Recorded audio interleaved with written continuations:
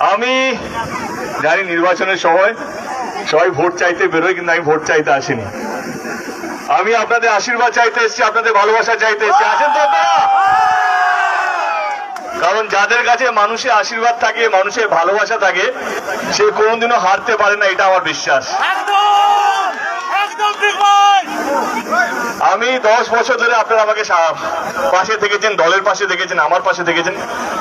সামনে আবার নির্বাচন, 25শে মে আমাদের এখানে নির্বাচন। যদি আপনাদের মনে হয় কি আমি এবং আমাদের নেত্রী, আমাদের দল আপনাদের হয়ে কাজ করতে পেরেছে, তাহলে আপনারা জানেন 25শে মে কাকে ভোটটা দিতে হবে।